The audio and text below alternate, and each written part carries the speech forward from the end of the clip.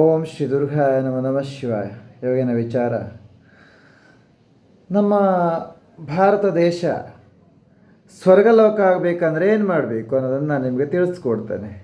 ಹೌದು, ನಮ್ಮ ಭಾರತ ದೇಶ ಸ್ವರ್ಗಲೋಕ ಆಗಬೇಕಂದ್ರೆ ನಾವೆಲ್ಲ ಇಲ್ಲಿ ತಪಸ್ಸು ದೈವಸಿದ್ಧಿಗಳನ್ನು ಮಾಡ್ಕೋಬೇಕು. ಗೊತ್ತಾಯ್ತಾ? ಇಲ್ಲೇ ಸ್ವರ್ಗ, ಇಲ್ಲೇ ನರಕ, ಇಲ್ಲೇ ಎಲ್ಲ ಇದೆ. ನಾವು ಅದನ್ನು ಹುಡುಕಬೇಕು. ಹುಡುಕಿದ್ರೆ ಖಂಡಿತ ಸಿಗುತ್ತದೆ. ಅಲ್ಲೆಲ್ಲ ದೂರ ಇಲ್ಲ, ಕೂತ್ಕೊಂಡಲ್ಲೇ ಇದೆ ವೀಕ್ಷಕರೇ.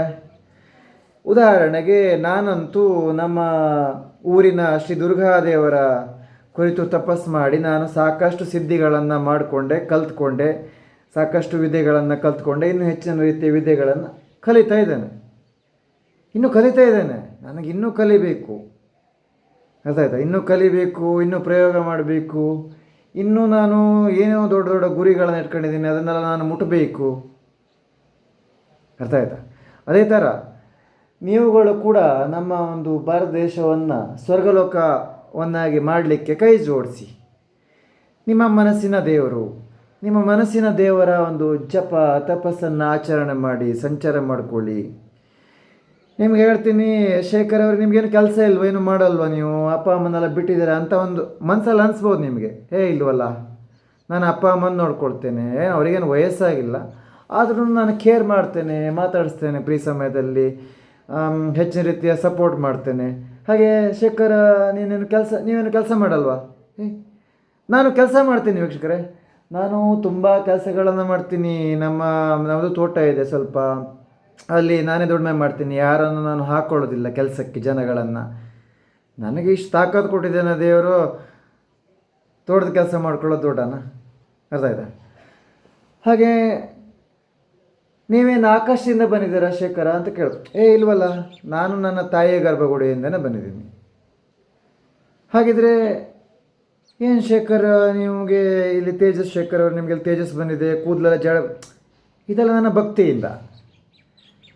ಶ್ರದ್ಧೆ, ಭಕ್ತಿ, ಒಂದು ದೇವರ ಆರಾಧನೆ ಪದ್ಧತಿ, ಒಂದು ಶುದ್ಧ ಮನಸ್ಸು ಮುಖ್ಯವಾಗಿ. ಜನ ಹಿಂದಿನ 1000 ಹೇಳ್ಬೋದು, ಅವ ಹಾಗೆ ಹೀಗೆ ಅದು ಇದು.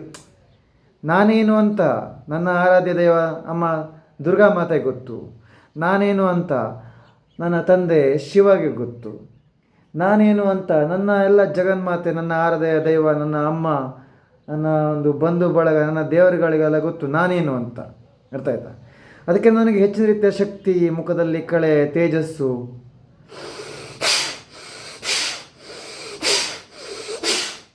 ನೋಡಿ ನನ್ನ ಉಸಿರಾಟ ಎಷ್ಟು ಚೆನ್ನಾಗಾಗ್ತದೆ ಅಂತ.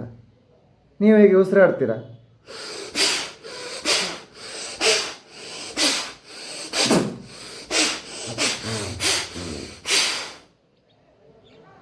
ನೀವೇಗೆ ಉಸಿರಾಡಿ ನೋಡೋಣ. ಅರ್ಥ ಆಯ್ತಾ? ನನಗೆ ಉಸಿರಾಟ ಎಷ್ಟು ಚೆನ್ನಾಗಾಗ್ತದೆ ಅಂದರೆ, ನನಗೆ ದಿನ ಬೆಳಗ್ಗೆ ಎದ್ದು ನನ್ನ ಅಮ್ಮನವ್ರ ಮೇಲೆ ನನಗೆ ನೀರು ಹಾಕಿದರೆ ಮಾತ್ರ ನನಗೆ ಸಮಾಧಾನ. ನನ್ನ ದಿನನಿತ್ಯ ಹಾಗೆ ನನ್ನ ಒಂದು ತಾಯಿಯ ಮಾತೆಗೆ, ಒಂದು ಅಮ್ಮನವರ ತಲೆ ಮೇಲೆ ನೀರು ಹಾಕಿ, ಮೊದಲು ನಾನು ಸ್ನಾನ ಮಾಡಿಕೊಂಡು ನೀರು ಹಾಕಿ, ಆಮೇಲೆ ಎಲ್ಲ ಒಂದು ಜಪ ಪದ್ಧತಿ, ಆರಾಧನೆ ದೈವ ಎಲ್ಲ ಜಪ ಮಂತ್ರ ಇದನ್ನೆಲ್ಲ ಹೇಳಿ, ನನ್ನ ಒಂದು ನಿಯಮದ ಪ್ರಕಾರ ನಾನು ದೇವರ ದರ್ಶನಕ್ಕೆ ಹೋಗ್ತೇನೆ. ನನಗೆ ಬೆಳಿಗ್ಗೆ ಎದ್ದು ಶಿವನ ಒಂದು ಸಲ ನೋಡಿದ್ರೇ ಸಮಾಧಾನ.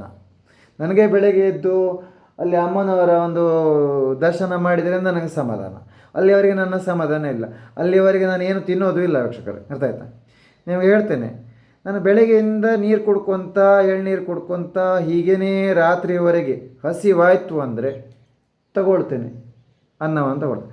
ಆದರೆ ನೆನ್ಪಿಡಿ, ನಾನು ನಿಮಗೆಲ್ಲ ಸಿದ್ಧಿ ಮಾಡಿ, ದೈವಗಳನ್ನು ಸಿದ್ಧಿ ಮಾಡಿ, ತಪಸ್ಸಾಚರಣೆ ಮಾಡಿ, ಹಾಗೆ ಹಣ್ಣು ನೀರನ್ನು ಅಳವಡಿಸ್ಕೋಬೇಕು ಅಂತೆಲ್ಲ ಹೇಳ್ತೇನೆ. ಆದರೆ ನೀವು ಹಣ್ಣುಗಳನ್ನು ಖರೀದಿ ಮಾಡುವಾಗ ಜಾಗೃತರಾಗಿರಬೇಕು.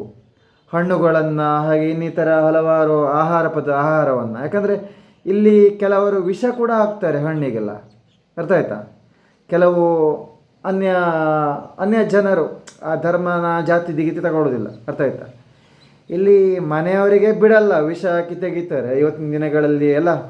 ಅರ್ಥ ಆಯ್ತಾ ನಿಮಗೆ? ದುಡ್ಡಿಗೋಸ್ಕರ, ದುಡ್ಡು ಮುಂದಿಟ್ಕೊಂಡು ಏನು ಬೇಕಾದರೂ ಮಾಡ್ತಾರೆ. ಅದಕ್ಕೆ ನಿಮಗೆಲ್ಲ ಸಿದ್ಧಿ ಮಾಡಬೇಕು ಅಂತ ಮನಸ್ಸಿದ್ರೆ, ನಮ್ಮ ಭಾರತ ದೇಶವನ್ನು ಸ್ವರ್ಗ ಲೋಕವನ್ನಾಗಿ ಒಂದು ಬದಲಾವಣೆ ಮಾಡಬೇಕು ಅಂತಿದ್ದರೆ ನಿಮಗೆ, ನೀವು ಇವತ್ತೇ ಬದಲಾಗಿ ವೀಕ್ಷಕರೇ. ನಿಮ್ಮ ಆರಾಧ್ಯ ದೈವದ ಒಂದು ನಾಮವನ್ನು ಜಪ ಹಾಗೆ ಬಾಯಿ ಬಿಟ್ಟು ಹೇಳುವಂಥದ್ದು, ದೇವರ ದರ್ಶನ ಮಾಡ್ಕೊಳ್ಳುವಂಥದ್ದು ಮಾಡೋಕ್ಕೆ ಶುರು ಮಾಡಿ. ಖಂಡಿತ ನೀವು ಸಿದ್ಧಿ ಮಾಡ್ತೀರ. ನನಗೆಲ್ಲ ಪೂರ್ತಿ ಅಲ್ಲ, ಒಂದು ಸ್ವಲ್ಪ ವಿದ್ಯೆಗಳನ್ನು ಕಲಿಕೆ ಈಗ ಒಂದು 8-9 ವರ್ಷದಿಂದ ನಾನು ವಿದ್ಯೆಗಳನ್ನು ಕಲಿತಾ ಇದ್ದೇನೆ. ನಾನು ಕಲ್ತಿದ್ದು ಸಾಕಾಗಲ್ಲ. ನನಗೆ ಇವತ್ತಿಗೂ ಕೆಲವು ವೈರಿಗಳ ಕಾಟ ಇದೆ, ಇವತ್ತಿಗೂ ಇದೆ. ನಾನು ಅದರಿಂದ ಕೆಲವೊಂದು ಉಪಾಯದಿಂದ ತಪ್ಪಿಸ್ಕೊಳ್ತೀನಿ, ಕೆಲವೊಂದು ಅಪಾಯದಿಂದ ತಪ್ಪಿಸ್ಕೊಳ್ತೀನಿ, ಇನ್ನು ಕೆಲವೊಂದು ಮಾತಾಡಿ ತಪ್ಪಿಸ್ಕೊಳ್ತೀನಿ, ಇನ್ನು ಕೆಲವೊಂದು ಇನ್ನಿತರ ಇರುತ್ತೆ ವೀಕ್ಷಕರೇ, ಆಯಿತಾ. ಇನ್ನು ಸಿದ್ಧಿ ಸಾಧನೆ ಮಾಡಿಕೊಂಡ್ರೆ ಭಯ ಇರಲ್ಲ ದೇಹದ ಬಗ್ಗೆ. ಎಲ್ಲ ಶಿವಂದೇ, ಎಲ್ಲ ಅಮ್ಮಂದೇ, ಎಲ್ಲ ದೇವ್ರದೇ. ಇದು ಏನು ಮಾಡ್ಕೊಳಕ್ಕೆ ಸಾಧ್ಯ? ನಾವು ಮಂತ್ರವನ್ನು ತಿಂದುಕೊಂಡು ದಿನ ಕಳೆಯೋರು. ಇನ್ನು ಸಾಮಾನ್ಯ ಪುಡುಗೋಸಿ ಜನಗಳಿಗೆಲ್ಲ ನಾವು ಹೆದರ್ಕೊಳ್ಳೋ ಅವಶ್ಯಕತೆ ಇದೆಯಾ? ಶಿವ ಮಂತ್ರವನ್ನೇ ತಿಂದ್ಕೊಂಡು ದಿನ ಕಳೆಯೋರು, ಒಂದು ಅಮ್ಮನ ಮಂತ್ರವನ್ನೇ ತಿಂದ್ಕೊಂಡು ದಿನ ಕಳೆಯೋರು ಸಿದ್ಧಿ ಸಾಧಕರಂದ್ರೆ ಹಾಗೆ. ಅದರಲ್ಲಿ ನಾನು ಒಬ್ಬ. ನಾನು ಹೇಳ್ಕೊತೀನಿ ಹೆಮ್ಮೆಯಿಂದ, ಅರ್ಥ ಆಯ್ತಾ? ಯಾಕಂದರೆ ನಾನು ನಿಮ್ಗೆ ಹೇಳ್ತೀನಿ, ನಿಜ ಹೇಳ್ತೀನಿ ವೀಕ್ಷಕರೇ. ನಾನು ನಿನ್ನೆ ದೇವಸ್ಥಾನಕ್ಕೆ ಹೋದಾಗ ಅಲ್ಲಿ ಒಬ್ಬ ಸೆಕ್ಯೂರಿಟಿ ಗಾರ್ಡು ನನ್ನ ಹಿಂದೆಯೇ ನನಗೆ ಏನೇನೋ ಬೈಕ್ ಕೊಡ್ತಾ ಬಂದ ಅವಾಚ್ಯ ಶಬ್ದಗಳಿಂದ. ಹಾಗೆ ನನಗೆ ಹೊಡೆಯೋ ರೇಂಜ್ಗೂ ಇದ್ದ ಅವನು, ಅರ್ಥ ಆಯ್ತಾ? ನಾನು ಅಲ್ಲಿ ಒಂದು ದೇವಸ್ಥಾನದ ಕಾರ್ಯಕರ್ತರಿಗೆ ಹೇಳಿದೆ, ಈ ಥರ ಮಾಡ್ತಾ ಇದ್ದಾರೆ ನಿಮ್ಮ ಒಂದು ಸೆಕ್ಯೂರಿಟಿ ಗಾರ್ಡ್ ಅಂತ. ಆಯಿತು, ನಾನು ಹೇಳ್ತೇನೆ, ನೀವು ಹಾಗೆ ಇಲ್ಲಿ ಬಂದು ದೇವದರ್ಶನ ಮಾಡಿಕೊಂಡು ಎಷ್ಟಿದೆ ಅಷ್ಟು ಕೆಲಸ ಮುಗಿಸ್ಕೊಂಡು ಹೋಗ್ಬೇಕು ಅಂತ ನನಗೆ ಹೆಚ್ಚಿನ ರೀತಿಯಲ್ಲಿ ಸ್ವಲ್ಪ ಹೇಳಿದ್ರು. ಆಯಿತು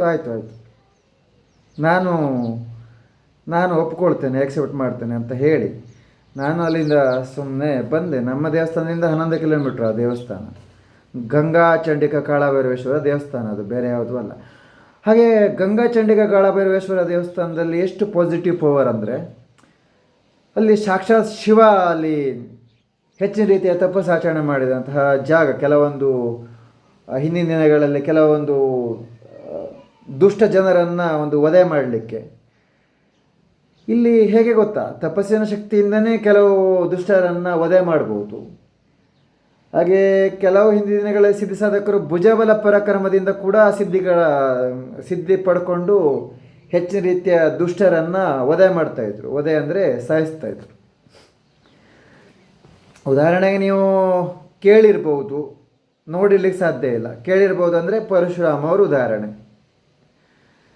ಅವರ ಜೀವನದಲ್ಲಿ ಏನು ಘಟನೆ ನಡೀತು ಸಾಮಾನ್ಯ ಕಥೆ ಭಾಗದಲ್ಲಿ ಓದಿದ್ದೇವೆ. ಅದು ರಿಯಾಲಿಟಿ ನೋಡಬೇಕು ಅಂದರೆ ನಮ್ಮ ಹತ್ರ ವಿಡಿಯೋ ಪ್ರೂಫ್ ಇಲ್ಲ ಅಲ್ವಾ? ಹಾಗೆ ಇಲ್ಲಿ ಪ್ರತಿಯೊಂದೂ ಹಾಗೆ. ನಾವಿಲ್ಲಿ ಗೆಲ್ಲಬೇಕು, ಸೋಲಬಾರ್ದು. ನಾವಿಲ್ಲಿ ಗೆಲ್ಲಬೇಕು ಅಂದರೆ ನಮಗೆ ದೇವರ ಬಲ ಬೇಕು. ದೇವರ ಶಕ್ತಿಯನ್ನು ನಾವು ಒಂದು ವಶ ಮಾಡಿಕೊಂಡು ನಾವಿಲ್ಲಿ ಒಳ್ಳೆ ರೀತಿಯಿಂದ ಹೋದರೆ ನಮಗೆ ಖಂಡಿತ ದೇವರು ಗೆಲುವನ್ನು ತಂದುಕೊಡ್ತಾರೆ ಅಂತ ಹೇಳ್ತಾ ನಾನು ವಿಡಿಯೋನ ಮುಗಿಸ್ತೇನೆ. ಹಾಗೆ ನಮ್ಮ ಭಾರತದ ದೇಶವನ್ನು ಸ್ವರ್ಗಲೋಕವನ್ನಾಗಿ ಮಾಡಲಿಕ್ಕೆ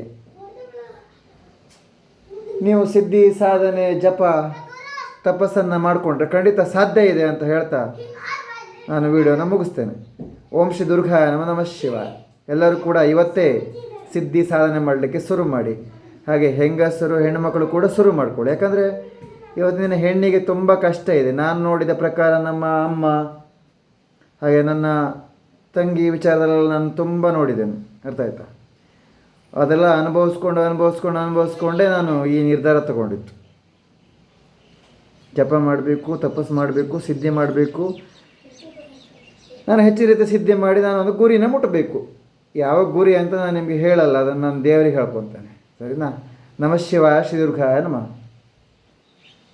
ಓಂ ನಮಃ ಶಿವಾಯ ಶ್ರೀ ದುರ್ಗಾಯ ನಮಃ ಹೇಳಿ, ಮತ್ತೆ ಹೇಳಿ. ಓಂ ಶ್ರೀ ದುರ್ಗಾಯ ನಮಃ ಶಿವಾಯ.